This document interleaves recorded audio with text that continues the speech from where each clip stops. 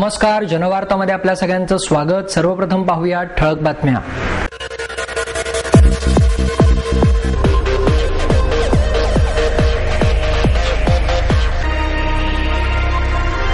मराठी दिन आणि कुसुमाग्रजांच्या जन्मशताब्दी निमित्त कुसुमांजलीच्या पहिल्या पुष्पाचे उद्घाटन मनसेचे अध्यक्ष राज ठाकरे यांच्या हस्ते संपन्न. डॉक्टर श्रीपाद जोशी यांच्या 7 पुस्तकांचे प्रकाशन युक्रानचे संस्थापक अध्यक्ष कुमार सप्तर्षी यांच्या हस्ते संपन्न. अखिल भारतीय फुटबॉल स्पर्धेला 27 फेब्रुवारीपासून सुरुवात. आकाशवाणीने मराठी सप्ताह राबवावा, शिवसेना कसबा विभागाची मागणी. पाणी प्रश्नावरून पालिकेच्या सर्वसाधारण सभेत गदारोळ, 4 तास भाषणानंतर खास सभेचे आश्वासन. स्वातंत्र्यवीर सावरकर यांच्या पुण्यतिथीनिमित्त शहरात विविध कार्यक्रमांचे आयोजन. आणि पतित पावन संघटनेच्या वेबसाईटचे उद्घाटन खासदार प्रकाश जावडेकर यांच्या हस्ते संपन्न. मराठी दिन आणि कुसुमाग्रजांच्या जन्मशताब्दी निमित्त कुसुमांजलीच्या पहिल्या पुष्पाचे उद्घाटन मनसेचे अध्यक्ष राज ठाकरे यांच्या हस्ते करण्यात आले.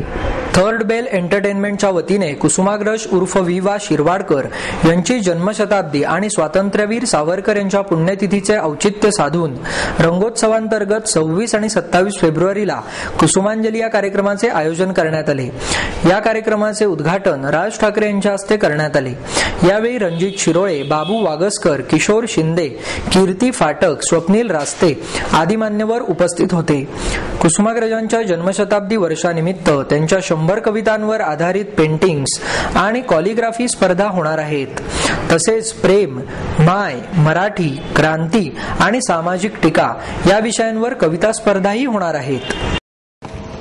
मला तिकडे का नेलं होतं मला माहित नाही ना, स्क्रीन आहे खरं तर. आज सरकारी भाषेत सांगायचं झालं तर उद्घाटन झालं असं मी जाहीर करतो. खरं तर झालेलं असतं, सगळ्यांनी पाहिलेलं असतं, तरी सांगायचं असतं का मला अजूनपर्यंत कळलेलं नाही. मराठी भाषा दिवस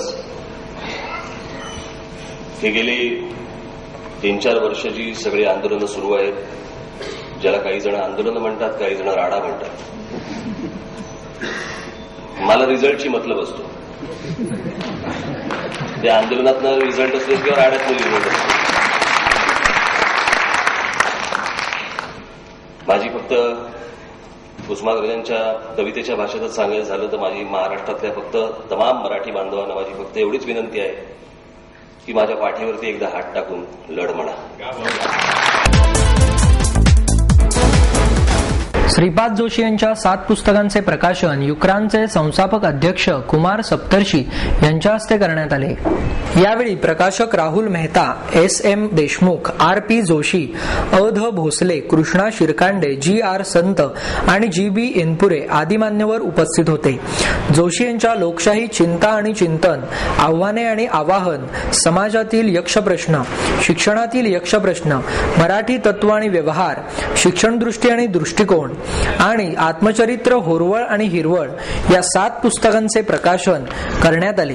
कोणत्याही देशाचे, समाजाचे, संस्कृतीचे पुनर्निर्माण करायचे असेल तर त्याचा मार्ग पुस्तकाच्या माध्यमातून जातो, असे मनोगत कुमार सप्तर्षी यांनी यावेळी व्यक्त केले.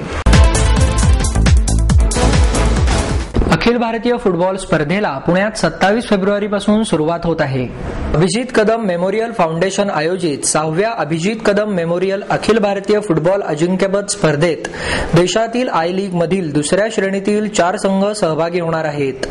या स्पर्धा धनकवडी येथील भारती विद्यापीठ एज्युकेशन कॉम्प्लेक्स येथे दिनांक 27 फेब्रुवारी ते 8 मार्च या कालावधीत होणार असल्याचे फाउंडेशनचे कार्यकारी विश्वस्त विश्वजित कदम यांनी पत्रकार परिषदेमध्ये सांगितले. भारतीय आय लीग मधील 4 प्रोफेशनल संघ स्पर्धेत खेळणार असून एकूण 8 संघ सहभागी होत आहेत. विविध राज्यातील 6 संघांसह महाराष्ट्रातील 2 संघ सहभागी होणार आहेत. या स्पर्धेमध्ये एकूण 3 लाख रुपयांची पारितोषिके दिली जाणार आहेत.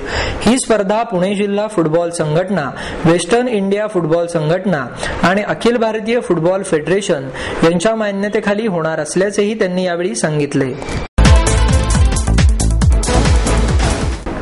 खासगी FM वाहिनी रेडिओ सिटीने मराठी सप्ताह राबवावा अशी मागणी शिवसेनेच्या कसबा विभागाच्या वतीने करण्यात आली.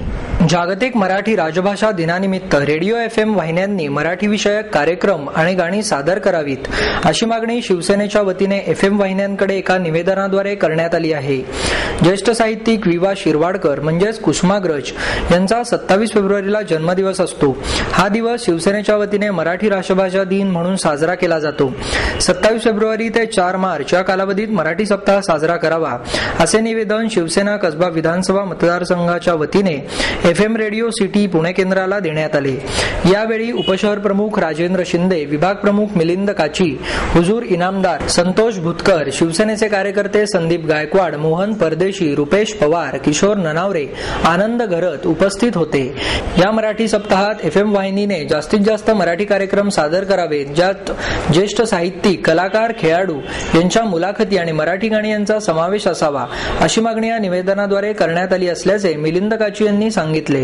यावेळी बोलताना उपशहर प्रमुख राजेंद्र शिंदे म्हणाले, शिवसेनेच्या वतीने मराठी राजभाषा दिनानिमित्त आम्ही सर्व रेडिओ स्टेशन, पुण्यातली खासगी जे रेडिओ स्टेशन FM आहेत त्यांना निवेदन देतोय.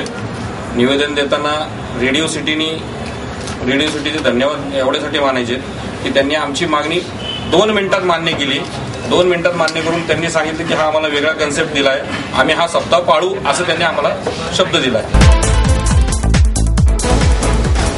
मराठी दिनानिमित्त इतिहासप्रेमी मंडळाच्या वतीने कुसुमाग्रजांच्या जन्मस्थानची शोधकथा यावरील जन्मस्थान मानवंदना या कार्यक्रमाचे आयोजन करण्यात आले.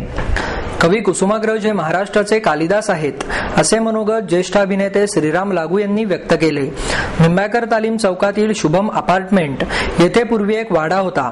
त्या वाड्यात कवी कुसुमाग्रजांचा जन्म झाला. त्या ठिकाणी आता भव्य इमारत उभी राहिलेली आहे. येथे कवी कुसुमाग्रजांचे भव्य छायाचित्र लावण्यात आले आहे. कुसुमाग्रजांच्या प्रतिमेला पुष्पहार अर्पण करून श्रीराम लागू यांनी त्यांना मानवंदना दिली. यावेळी प्रसिद्ध संगीतकार सलील कुलकर्णी, निंबाळकर तालीम मंडळाचे विश्वस्त सुरेश पवार, सूर्यकांत पाठक, उदय जोशी, इतिहासप्रेमी मंडळाचे अध्यक्ष मोहन शेठे आदी मान्यवर उपस्थित होते. यावेळी बोलताना श्रीराम लागू म्हणाले, कवी कुसुमाग्रजांचे मराठी साहित्यात मोठे योगदान आहे. ऐन उमेदीच्या काळात त्यांचा सहवास मला लाभला. ही माझ्यासाठी भाग्याची गोष्ट आहे. ते भेटले नसते तर माणूस आणि अभिनेता म्हणून मी इथपर्यंत पोहोचलो नसतो. अशी प्रतिभा संपन्न माणसं फक्त थोड्या लोकांच्या वाट्यालाच येतात. त्यापैकी मी एक असल्याचा मला अभिमान आहे. त्यांच्या मराठी भाषेतील लेखनाने आम्ही भारावून गेलो. त्यांचं मराठीतील योगदान हा प्रबंध लिहिण्याकरता मोठा विषय आहे असेही त्यांनी सांगितले. यावेळी बोलताना सलील कुलकर्णी म्हणाले, कुसुमाग्रजांच्या कार्याचा आढावा घेणारं संग्रहालय उभारणं गरजेचं आहे. ज्याप्रमाणे शेक्सपियरचं जन्मस्थान पाहण्यासाठी लोक येतात, त्याचप्रमाणे कुसुमाग्रजांचं जन्मस्थान पाहण्यासाठीही लोक येतील असेही त्यांनी यावेळी सांगितले. या कार्यक्रमात रमणबाग, हुजूरपागा, नादा ठाकरसी कन्याशाळा, सरस्वती विद्या मंदिर आदी शाळांमधील विद्यार्थ्यांनी सहभाग घेतला. पाणी प्रश्नावरून पालिकेच्या सर्वसाधारण सभेत गदारोळ झाला. तब्बल 4 तासांच्या नगरसेवकांच्या भाषणानंतर सभागृहाला खास सभेचे आश्वासन मिळाले. विस्कळीत पाणी पुरवठ्याच्या प्रश्नावर उपाय निघत नसल्याच्या निषेधार्थ सत्ताधाऱ्यांवरच सर्वसाधारण सभा तहकूब करण्याची वेळ आली. महापालिकेच्या सभेत तब्बल 4 तास पोटतिडकीने भाषणे केल्यानंतर अखेरीस त्यांच्या पदरी आश्वासन मिळाले. ते पाणी प्रश्नावरील खास सभेचेच. सर्वसाधारण सभेचे कामकाज सुरू होताच सुनील बिबवे यांनी गेले काही दिवस दक्षिण पुण्यातील पाणीपुरवठा विस्कळीत असल्याचा मुद्दा उपस्थित केला. त्यावरून अनेक सदस्यांनी भाषणे सुरू केली. अखेर सत्ताधारी काँग्रेसचे विरोधी पक्षनेते पदावर असलेले आबा बागुल यांनी या प्रश्नावरून सभा तहकुबीचा प्रस्ताव मांडला. तेव्हा सभेत एकच गदारोळ झाला. भाजपच्या मुक्तार टिळक यांनी बागुल यांना अनुमोदन दिले. बराच काळ सुरू राहिलेल्या गोंधळानंतर अखेर तहकुबी सूचना मांडण्यात आली. त्यानंतर जवळपास 4 तास सदस्यांची जोरदार भाषणे झाली. विविध भागांमधील पाण्याच्या समस्या मांडतानाच राजकीय आरोप प्रत्यारोपांच्या फैरीही झाडल्या. शिवसेनेचे अशोक हरणावळ यांनी तहकुबी मांडणारे आबा बागुल यांच्याच वॉर्डात 24 तास पाणी येत असल्याचा आरोप केला. तेव्हा चकमक झडली. तहकुबी मांडण्यामागे राजकारण असल्याचा आरोप शिवसेनेचे गटनेते श्याम देशपांडे यांच्यासह काही सत्ताधारी नगरसेवकांनीही केला. अखेर मतदान घेण्यात आले. तेव्हा शिवसेना वगळता इतर सर्व पक्षांनी तहकुबीस पाठिंबा दिला. अखेरीस या विषयावर खास सभा घेण्याचे आदेश महापौर मोहनसिंग राजपाल यांनी दिले.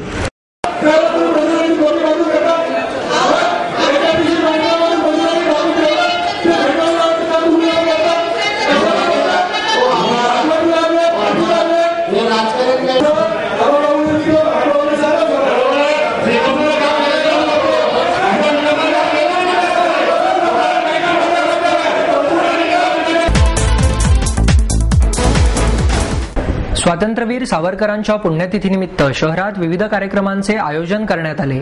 डेक्कन येथील सावरकर भवनात शिवसेनेचे नगरसेवक राजाभाऊ बलकवडे यांच्या हस्ते सावरकरांच्या प्रतिमेस पुष्पहार अर्पण करण्यात आला. यावेळी कार्यकर्ते आणि पदाधिकारी मोठ्या संख्येने उपस्थित होते. तसेच वंदे मातरम या कालदर्शिकेचे प्रकाशनही यावेळी करण्यात आले.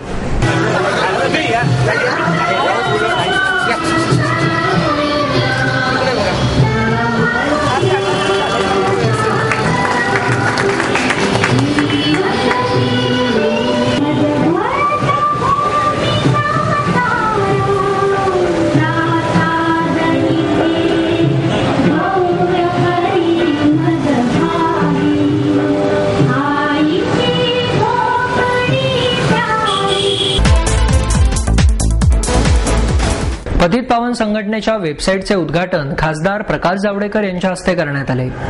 देशात जिथे जिथे भ्रष्टाचार आणि अन्याय होईल तेथे जाऊन लढण्याची ताकद असलेली संघटना म्हणून नावलौकिक पतित पावन संघटनेचा आहे, असे मत खासदार प्रकाश जावडेकर यांनी व्यक्त केले.